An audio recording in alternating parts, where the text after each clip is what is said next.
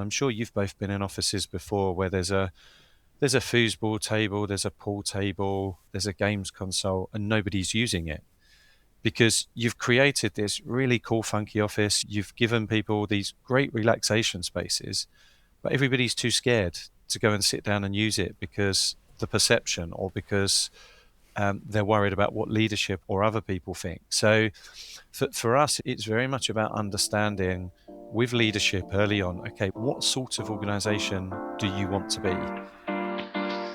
Welcome to the We.Are.Powerful podcast, celebrating the people and teams who make the changes in themselves to transform the results for others in the organizations and communities they are part of. I'm James Russell, an organizational change consultant and coach. Hi everyone, my name is Alex Sellers. I'm the founder of Blue Heron Training. We're on a mission to help people and improve cultures wherever we go. So look, we're going to be talking to some truly inspiring people with powerful stories to tell. So tune in, subscribe to make sure you get alerts when new episodes are released. Hello everybody, welcome back to the podcast. James and Steve, good to see you. So today I'm really pleased to welcome Steve Henigan. Steve is the MD and founder of HCG. HCG are a global workplace strategy and change management consultancy. Steve and I met about a year ago, I think, Steve, roughly, at a London Chamber event. Yeah. And I will just shamelessly just say it was a winner's circle.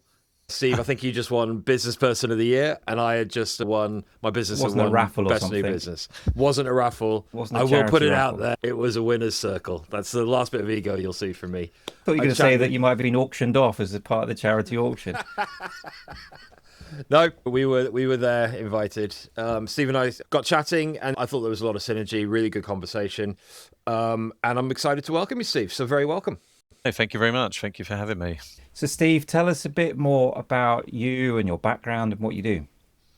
Absolutely. So the background's quite an interesting one. And as you've mentioned, I run a workplace strategy and change management business. Many people in that world typically come from a design background, and I seem to have come to it in a more unconventional way. And actually, when I kind of take a step back, it's quite interesting to think that I now run a business in an industry which I probably didn't know existed 15 or 20 years ago.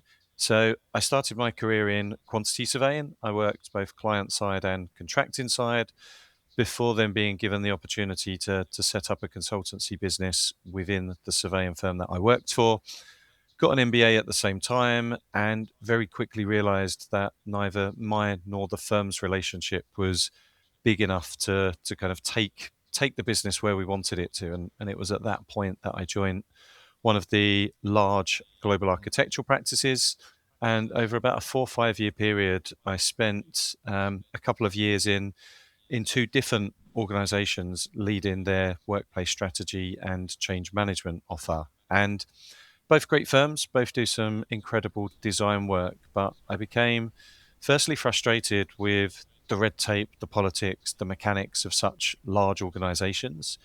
And I also felt that the services myself and my team were providing were almost being used as a marketing tool to win the design work. And I've always felt quite passionate that the two service streams we offer around workplace strategy and change management add significant value in their own right. So I found myself in a situation with a fantastic job, working with great colleagues, but thinking and feeling that something was missing. So I did some work with a life coach, a lady, Claire Haynes, who I've worked with on and off for the best part of 20 years. And she really got me to think about and focus, what is it that I wanted from a job? What is it that's important to me? And I always remember she told me it's 2 lists, it's 5 bullet points, it's no BS, it's no long words, it's no repetition. And she said to me, you'll know once you've completed the list. And I remember still to this day sitting in a hotel lobby in Helsinki waiting for a colleague. And I looked at the list, which I'd been playing with for the last 20 minutes or so, and thought, no, that's it, it's finished. WhatsApped it to my wife, picked up the phone to her, and her first words were, well, you know what you need to do then, don't you? That was the point where I made a bold decision to set up myself. That was 8 years ago, and since then the business has gone from strength to strength. Brilliant. And My wife calls it midlife crisis when I have those moments and I send her a message like that. And I've had two and I'm not allowed anymore now. But it's listening to what your energy is telling you and tuning into that and then taking action, isn't it? And we hear so many powerful stories from people on this podcast that have been through similar things. And I find it really reassuring that it's not abnormal. It's a normal thing. And actually listening to it and taking action on it is just something we should do. It is, and I remember at the time I've got a young family, we've got a mortgage, we've got all of the life challenges which most people have. So there's a kind of an obvious nervousness with, well, what happens if this doesn't work? What happens if I'm not getting paid? And I took a fairly pragmatic view and maintained relationships with a number of people I had worked with previously that if this doesn't work in 6 or 9 months, perhaps it means we don't have holidays this year. Perhaps it means that we're going to have to change some of our social habits for a period of time. But if it doesn't work, I can go and get a job back in one of those corporate organizations, still doing a great job, still earning a great salary, but at least I would know that that wasn't for me. And I think that that was the kind of the big thing for me then, and it kind of is now to a degree. It's almost that living without regrets and making sure that even if I'm not 100% certain on something, I still try to give it a try. And I have a kind of a mantra which I've kind of used in sport and then brought into the business from both a personal perspective, and I also use this a lot with my team as well. And it's in every situation you win or you learn. So you never lose. There are those moments where something goes really well. It's a high five, it's a beer after a meeting in a sporting event, perhaps it's a medal around your neck. But more often than not, you don't win. And what I've tried to do is to sort of put a more positive spin on that, to say, well, okay, I haven't physically won in this instance, but what can I take? What can I learn from that, which is going to help me next time, which actually still makes this a positive experience. And I think even that removal of the word losing then starts to help that kind of continuous improvement, that learning mindset.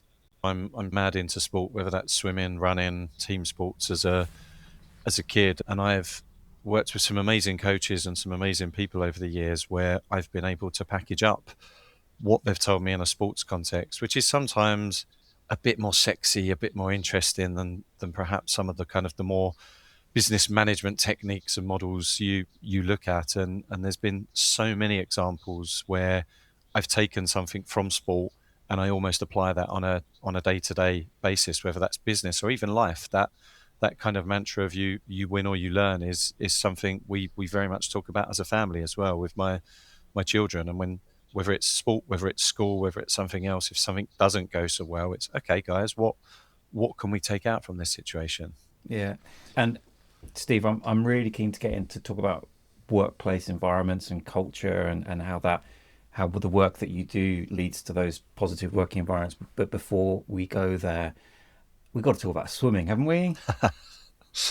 I thought this might come up. Well, I mean, just for the audience and the listeners, Steve, when he says he's mad into sport, I'll just put it out there. I think he's from the Channel. Is that right, Steve?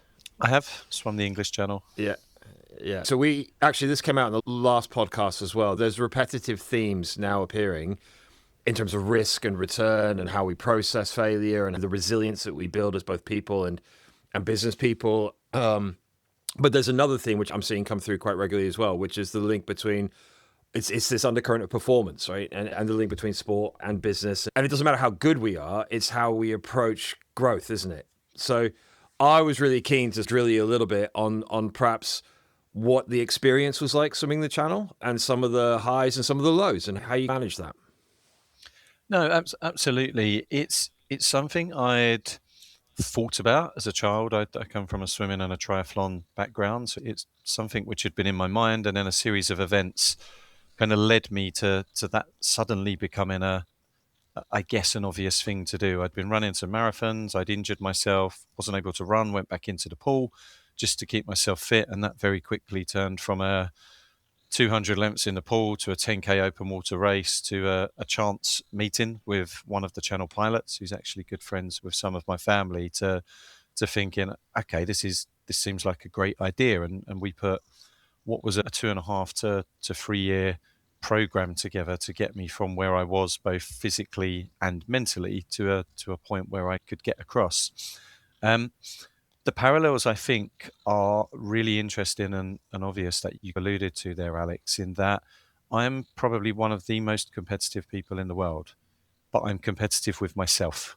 So I'm less interested in what other people are doing, but there is just this sense, madness, as my wife and some of my friends call it, but just this sense to want to challenge, want to test, and without getting, I guess, too philosophical, kind of the idea that we're only here for a limited period of time. I don't just want to exist during that period of time. I really want to understand what I'm capable of, what I can push myself to do, what I can experience, all of the feelings and the things which come with that. So, swimming the English Channel is probably, in some senses, the kind of the ultimate individual endurance challenge, because there are people who go the same day as you, there are people going the same year, but every swim is different, every condition is different. And so, yes, there's someone who owns the world record and there's a number of people who have gone super quick, but generally you can't compare one swim to another. So you are in this unique situation where you really are just competing with yourself and the channel. And in terms of I guess the swim itself, as I said, there was a 2.5 year plan to get me to that point. Um, it's then very much about breaking it down into something a bit more manageable. And again, this is another lesson I've taken from swimming and apply it to business and life in general. And it's very much about swim to the next feed. So I got across the English Channel in just under 12 hours. Generally speaking, most people will feed on the hour. And by feeding, what I mean is someone will throw you a drinks bottle off the back of a boat on a dog line, which you'll take, you'll drink. Sometimes there'll be some solid food with that, and then you carry on swimming. So you don't stop. You're not allowed on the boat. You're not allowed to touch the boat or anybody else. It has to be a completely unassisted swim. So effectively, what I did was 12 1 hour swims, not swim across the channel. Or from a mental perspective, that's how I'd packaged it up. And we started at, I think, around 20 to 11 in the evening. You're very much dictated by tide times. Most pilots like to try and land people in the daylight for kind of obvious safety reasons, which means many people will start in the dark. And I think I did probably 4 or 5 hours in the dark, got to witness a really nice sunrise, got to witness all of the jellyfish. I probably won't use the words I'd like to on this podcast, but you can imagine there was some interesting experiences there when you're stung by sort of 20, 40, 50 jellyfish in quick succession. But no, just kind of kept swimming to the next feed, putting my head down. There's an interesting philosophy with longer distance swimming and the training you do for it, that you're not going particularly quick compared to perhaps somebody training in the swimming pool. So actually, it's not about trying to go faster as you get further across. It's about trying to maintain the efficiency of your stroke. So a lot of thinking, a lot of time on every element of the stroke. Is my hand going in the right place? Is my catch right? Am I kind of leading the whole way through? And lots of these things, which then almost help you pass the time by. And then, yeah, 11 hours and 58 minutes later, I haul myself up onto a rock in France, can call myself a channel swimmer, and importantly for me, had raised both funds and awareness for two charities which were very close to my family. That's amazing. I felt that sense of elation and achievement when you called yourself up on that rock. Elation, achievement, and just complete exhaustion. And there's a lesson here as well. There's something I've tried to do, which is more around enjoying the journey rather than just the kind of the outcome. And as we went round to the start line in Dover, there was actually a degree of sadness in that for 2.5 years I'd been defined as the guy trying to swim the English Channel, and I'd really embraced the journey, all of the training, the different people I got to meet. And there was this kind of real reality moment that in the next 12 hours, I'm no longer that person. I'm either going to be the guy who swam the English Channel or the guy who failed swimming across the English Channel. So again, a kind of, I guess, a lesson there of really just trying to embrace the whole journey and not be fixated on that moment where you do climb out onto a rock, because there's so many amazing things which happen before that point. But also not be either overwhelmed by it, intimidated by it, or fantasize and hallucinate over it. But actually, that's really important what you said there. It's just not necessarily enjoying the moment, especially when you're getting stung by jellyfish, but just being in the moment, breaking it down and being present. And actually, that's the way to get through. Yeah. Absolutely, and I think I found, as I mentioned, young family, just set up a business. Why wouldn't you then sign up to try and swim the channel with all of the spare time you've got? And I had a minor meltdown in the first year of training where I was really kind of questioning some of my life choices, and actually went back to Claire, the coach I mentioned, who kind of helped me unpackage it a little bit more. And what I realized was that for me, swimming is for what other people is meditation, and it's actually a release. And I'm a big believer in the not only the kind of the power of water, but also the practicalities of being in water, whether that's the shower where I tend to have some of my good ideas, or swimming, because it's the only place in the world where I'm not connected with technology. So when you talk about being present and you talk about being in the moment, when I go out on a Saturday morning and I'll do a 3 or 4 hour swim, which most people would give me a funny look for, that for me, that is meditation. That is time to think and time to process. I just happen to be swimming at the same time. And it's become a really important part of my life. And my wife will say, if I don't go swimming on a Saturday morning, then my mood is not as pleasant for the rest of the weekend. It almost kind of sets the tone and sets my mood for the entire weekend. Just going to jump in there. I think there's points during the day that we can spend a lot of time in our head, but locked in that space, right? And being pulled in every direction, especially when you've got families, you've got businesses, you've got jobs, you've got all this stuff. But we're here, we're conscious, but we're only in our heads to kind of deal with what's happening. And there's a huge amount of work and ideas and thoughts around other parts of the body where we need to be centered. And that's a lot of the work around meditation is about getting out of your head and moving. So from your head to your heart to your gut, right? So moving into that kind of more grounded space. And I can really relate to that in that if I spend too much time on the go, 100 miles an hour, without spending that time to stop and ground myself, I get lost in it. I get lost in the day, the work, the time, and the pressure mounts up. The anxieties often mount up. The feelings of needing to do stuff mount up. So I think there's a hugely powerful message in what you said. For anybody listening to the podcast, it doesn't necessarily have to be a channel swim. Can we just put this out there for people? I would recommend it though, obviously. Oh, 100%. Yeah, I'm gonna go beyond 600 meters next time I'm in the pool. Just be thinking of you, man. But I think there's something in that. Find your space. I would completely agree, and I think you're absolutely right. It's quite individual to each person. Over the years, I've tried and failed numerous times at meditation. It just doesn't work for me, and I think my brain, my body works too quickly, where trying to shut everything down and kind of be in that moment, I really, really struggle with. Whereas I think for me, being in the water is a hugely important thing, but I'm also swimming. So there's that kind of that rhythm, there's that metronome-like kind of feeling as you're kind of going along. But I think you're absolutely right, Alex. It's working out and understanding what that thing is, which allows you to do that. And this is going to be a shameless segue now, but does that thinking, and you can see where I'm going to go here, does that thinking and approach translate into how you create physical spaces where people can be present, they can feel comfortable? Alex, it'd be great to talk a bit about the 4 pillars, because the words coming to my head are like belonging, have that safety, feel like I can really be myself and own stuff here. Does that thinking translate into physical spaces, physical surroundings?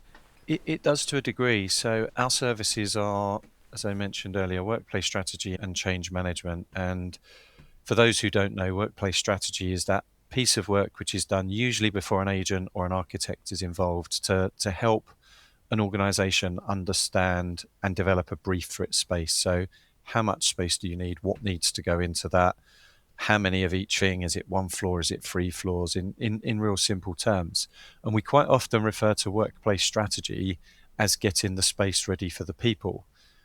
Change management, I think, is probably the more important part of the jigsaw for what you've just described, which is then getting people ready for the space. And the physical space is it can be and it should be the physical manifestation of your brand, of your values, but it's actually the behaviors which then enable people to do that. And I'm sure you've both been in offices before where there's a foosball table, there's a pool table, there's a games console, and nobody's using it because you've created this really cool, funky office. You've given people these great relaxation spaces, but everybody's too scared to go and sit down and use it because the perception or because they're worried about what leadership or other people think. So for us, it's very much about understanding with leadership early on, okay, what sort of organization do you want to be?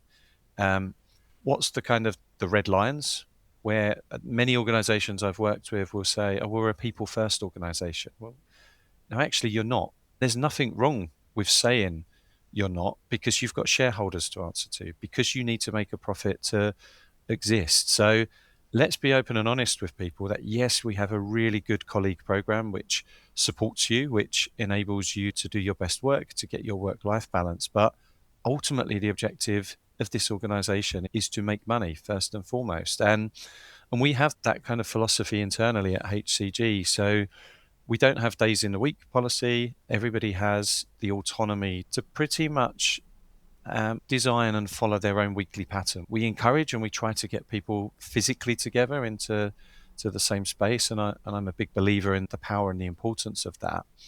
But it's very much about what does your day, what does your week look like? Firstly, by your client, then by your team, then by yourself, and always looking at it in that order. So if somebody has a reason not to be in the office on a Thursday, whether that's personal or work, then that's absolutely fine. But at the same time, if we had a client say, I want to meet your team at 3 o'clock on a Friday, I wouldn't expect anybody in my team to say, but that's my work from home day. Because ultimately, as a consultancy business, we exist to serve our clients. And if we don't do that, then we don't have the funds, we don't have the space to do all of those really cool things around well-being, around bringing people together, and all of the, I guess, those less obvious benefits that we try to provide for people who want to come and work at HCG compared to another organization. I'm going to connect a conversation I had literally yesterday. I want to think about how do I create the space, the latitude, the freedom for you to do the work when it suits you and when we need you to, but meet you halfway in terms of helping you live your life at the same time. And the people I was talking to yesterday were saying, well, it's not very healthy because it's important to give separation so people can have that kind of work-life balance and have that separate time and that permission to have days off. And I'm connecting that to your point around the breakout area with a PlayStation and a pool table and table tennis. Some people not feeling that it's okay to go and chill out. And actually, as you said, it comes from the top, doesn't it? It comes from that leadership to say, we are a progressive organization and this is how we work. And it's going to take time, or it's another level to get the culture of the organization to feel, yeah, actually I can just be myself and I don't have to worry about being judged or what other people are going to say. Absolutely, and that's why we place so much importance on that upfront leadership engagement and agreeing what those kind of guiding principles are. The most successful change projects I've worked on are those where we've had a very visible and a very supportive senior sponsor, and that's usually someone at the kind of the very top of the organization. One particular client we worked with where we transformed their HR team to a kind of a new agile way of working, probably over 10 years ago. So at the time, there weren't too many HR teams who were working in that way, but the head of HR for this particular organization in the media sector was very progressive, was happy to lead by example, and in a new space could be seen sometimes sitting on one of the sofas with her shoes off, feet up, reading through a document. So she's still working, but she's giving permission for everybody else to interact with those pieces of furniture in that way. And that for me is the most important part of the kind of the workplace transformation. You have to have very visible leadership sponsors.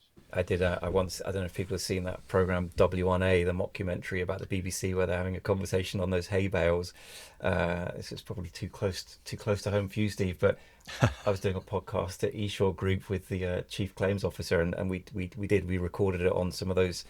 I think they're called birthing balls, but those kind of big Okay. Pilates balls. And actually, he had a much stronger core than me, so I was the one that was struggling to stay upright. But yeah, you're right. You got to use it and just make it okay. And I think just to jump in there as well, I think Steve, what you said at the start of this thread about understanding what you are and who you are, and that's okay. It's Absolutely. I worked with so many businesses that want to be something, and it's okay to be what you are. And I don't. I think some of the battle people don't realize is that there was classic management theory, Hertzberg's two-factor theory from the 50s and 60s, which is classic management training. But there's something really powerful in that, in the difference between hygiene factors and motivating factors, and a lot Absolutely. of companies still Yeah. pick up on this, and it's just that by creating the right space, that's enough. And we see, and I remember we had a conversation over a cup of coffee where we were talking about workplace culture, and I really picked up on what you were saying around, if the client needs to meet at 3 o'clock on a Friday, then we expect you to be there, because that's the expectations. That's understanding the business. That's understanding what's important. And that's working in an adult situation, right? You make your choices, you make your decisions based on the outcome, the output, and the client needs, right? And in and around that, let's design a system that works for you. But we also have to accept that we have responsibilities. We do, and I think the culture thing. I'm fortunate in that our business is 8 years old, and I was able to set it up from scratch, from a blank piece of paper. So our monthly team meetings, we still talk every month about the values of the organisation, and we ask people to call out where their colleagues have lived those values. And after a few rather cringy moments for the first couple of meetings, that's now become a norm, and it's a really powerful kind of moment where everybody's really celebrating each other and calling out the fact that they're living by team first, they're living by integrity, and we've made some very big decisions recently, which are um, very much not made from a commercial point of view, because myself and our leadership team have taken a view on something that actually, from an integrity point of view, that's not the right thing to do. And so we're going to walk away from that. We know there's a commercial implication, but how can I sit there in a team meeting every month and tell my team that they need to live by these values, if when there's a very obvious place where we can do it, that we do the same? So, as I said, for me, to some degree, it's been relatively straightforward, because we're still an 18, 20 person organization. It's not huge. We've been able to create it from scratch. If you're a professional services firm who have been around for over 100 years and have probably had 10, maybe even 15 generations of partners, then that's slightly different, and that isn't as easy as what I've been able to do with HCG. And I think, to your point, Alex, that's fine. You're not going to be able to turn a 120 professional services firm into a cool tech startup just by introducing a new workplace and trying to change the culture a little bit. So I think it is really understanding what's at the heart of the organization and what's important to them, and how can that be celebrated. Yeah, agree totally, Steve.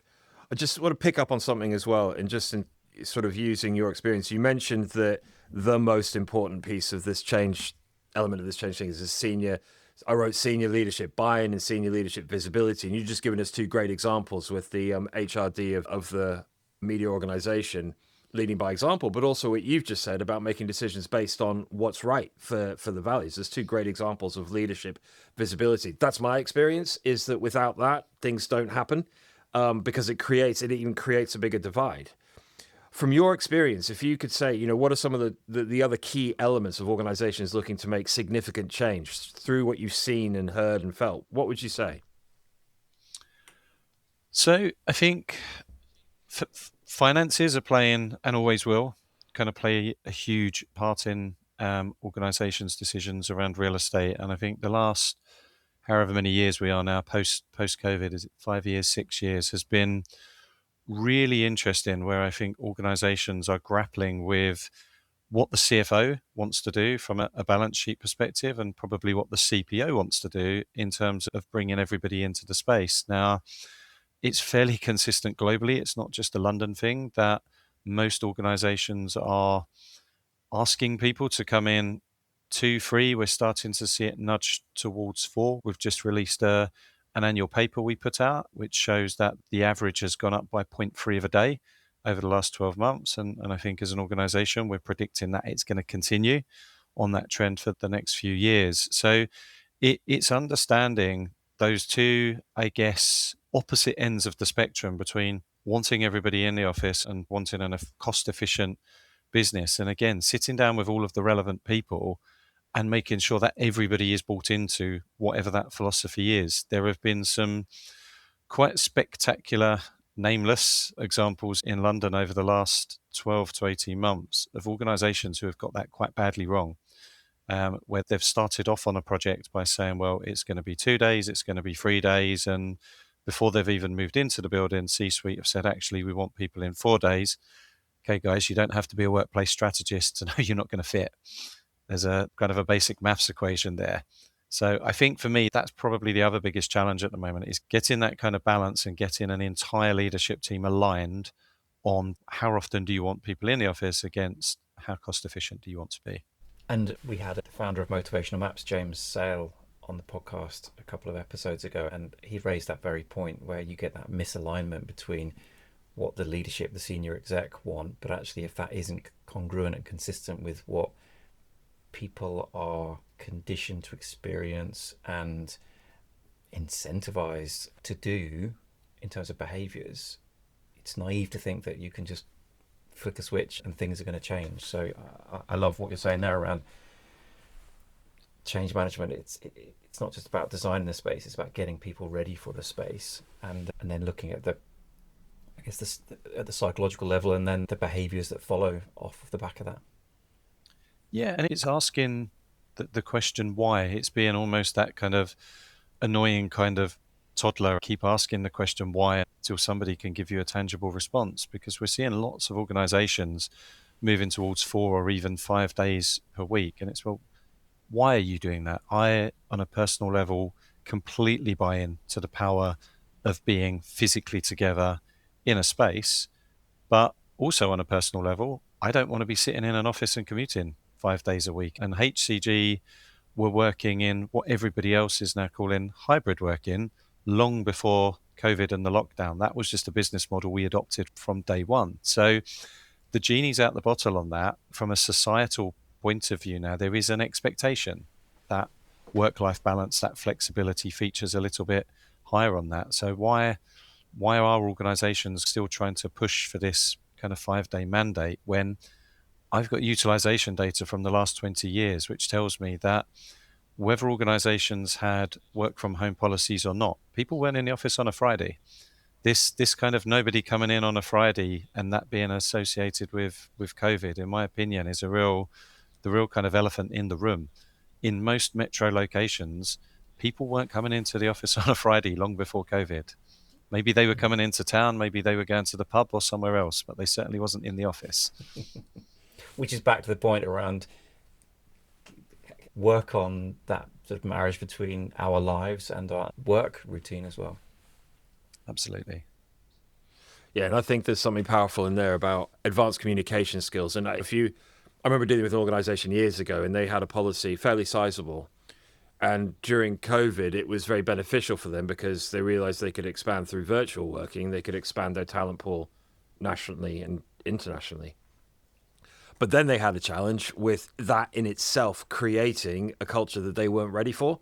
So they had all sorts of issues. This was in software development. They had all sorts of issues around, like you said, less engagement, more isolation, people not connecting. So therefore conflicts went unresolved. Innovation started to be a challenge.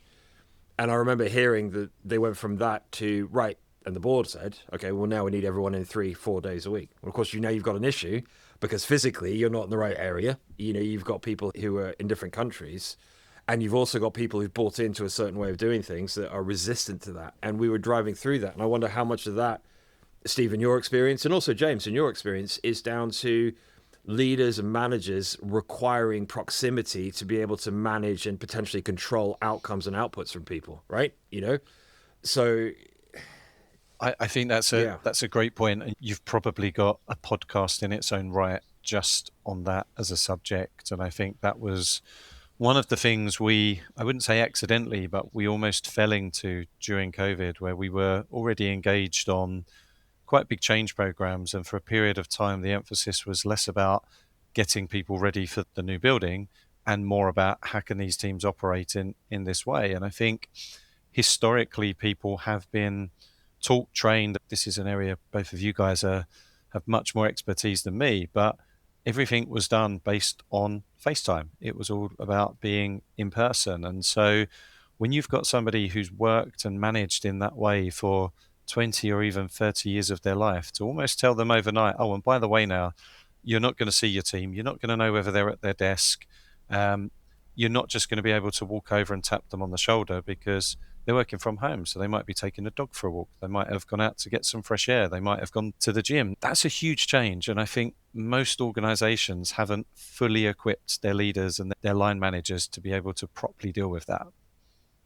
And I bring it back to what you said earlier, Alex. It's about communication, and from a coaching point of view and an organizational behavior point of view, it's about contracting. It's about contracting with yourself, with your colleagues, and across the organization, so that actually that is how we work. And I'm upfront about it. There's no mixed messages around what I should be doing and what I am doing and what's expected of me and what I fear.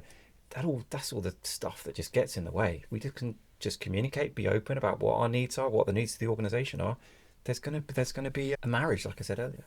And I think that I completely agree with you. I think the challenge with that, again, for us as a 20-person business, our line management structure's quite straightforward, and the rules and the kind of the contracts which you've just talked about, we've been able to set out very clearly. And I think, being quite frank, if somebody hasn't bought into that, they're probably not going to stay at our business that long. And we've had a few people over the years, very, very good, talented people, but have chosen to go off and pursue successful careers elsewhere.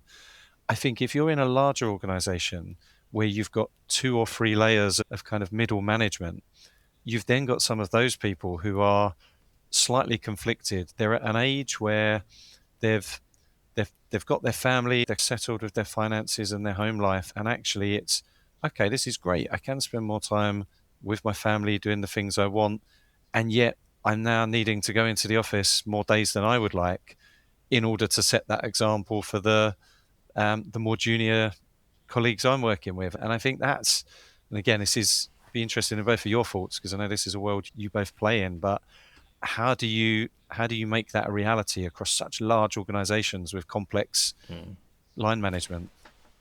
Well, I can definitely feel a follow-up podcast, probably you and Louise, who we had on a few weeks ago, because we were going to the similar place. It'd be a great conversation to have. Yeah. But I mean, Steve, this is, as I said, there's more conversations to have off the back of this, but it's a question that I ask all our guests. What would you say to your younger self, knowing what you know now and what you have experienced? It's a great question, and I've probably given some of the answer to this with some of the things I've talked about from both a sport and a business perspective. But as a kind of a younger Steve, I was very much a kind of a man in a hurry, and like I said, super competitive with myself. So I probably in my early years spent too much time focused on, I want that promotion, I want to finish that race. So as soon as I finish that race, I'm then online looking for the next one, and less time enjoying the experience. And I say this to my kids, that everybody hates Mondays. Well, why do we hate Mondays? That's a seventh of our life. I don't want to wish away or give away a seventh of my life. So I think what I would say to myself is just enjoy the journey, not be so focused on those kind of end goals, and really, as Alex said when we were talking about swimming or walking or meditation, just spend a little bit more time being present in the moment. Great advice. I want to bring this in as well, Steve. I wanted to thank you for when you said 12 one-hour swims. There's something beautiful and pure in that. 12 one-hour swims. I can apply that in every element of my life. So thank you for that. I love it. You're very welcome. Yeah. If listeners want to find out a bit more about you, get in contact, how can they contact you? LinkedIn is probably the best one. So Steve Henigan, Henigan. You can find out a bit more about me and our company on the company website, which is henigancg.com. Contact details are on there, and I'm always happy to have a conversation with anyone around some of the things we've talked about today. Brilliant, Steve. Well, I love what you're doing, and it's so refreshing. Well, it's actually insightful to hear what goes on behind the scenes of what we typically just see as workspaces and workplaces. But I love what you're doing to really connect that to people and what matters. So thank you for sharing that. And if this episode has resonated with you and you think others would appreciate hearing it, please pass it on. Subscribe, check out We.Are.Powerful.org for more content and useful links. And if you want to get involved, contact us again via the website. But thank you, Steve, and have a great weekend. Thank you, Likewise, Steve. and thanks very much.